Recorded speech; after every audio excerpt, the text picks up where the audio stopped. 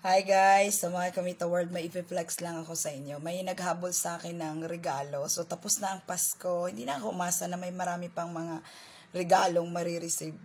So, guys, may nagpadala sa akin ng regalo kagabi.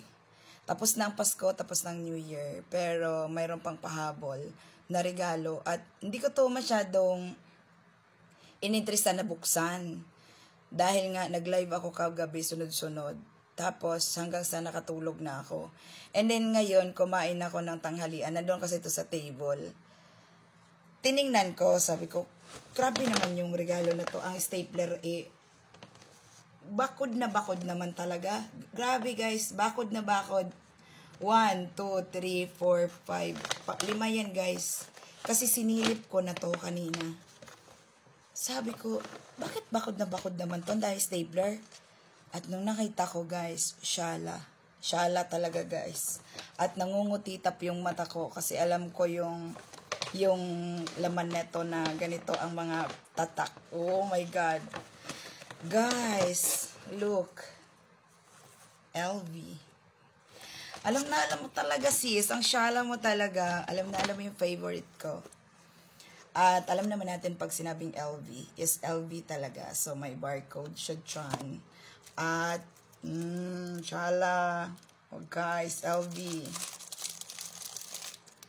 Diba?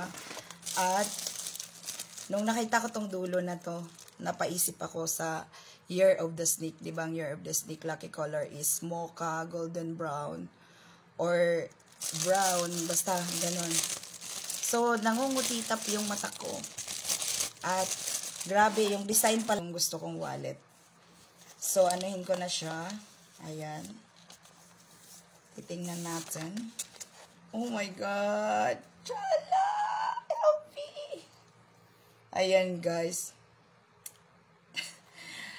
Cheryl Tordiselius. Shout out sis Cheryl. So, ayan. Ito yung wallet. Ang loob ng wallet. Lagayan ng money. Lagayan ng card. ATM card, savings card, ayan, at valid ID, at credit card. So, ayan guys, mayroon pang card ng LV. Oh, syala. At, ang kagandahan nito sa wallet na to guys, kaya gustong-gusto ko to. Andito na yung lagay ng coins, tapos nandyan na yung papel, yung isahan bang dala, tapos nandyan na yung lagay ng card, at syala ang wallet. LV lang naman. O, diba?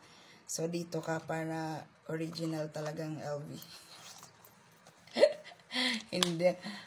Alam nyo guys, sa totoo lang, hindi naman ako nag-expect ng mga kung anong pero parang alam nyo pag nagregalo kayo, may value talaga. So, ayan guys. At ayan ang likod niya. At itong harap. O, diba? Syala. Thank you sis, thank you. At talagang so sweet naman talaga. Alam mo yun, nasa sa pagpapahalaga ang pagbibigay ng regalo. Pag binigyan ka daw ng ganyang regalo na medyo brand at may talaga, quality. May quality ka din daw sa kanya. So, thank you sis, I love you. Love you sis, thank you.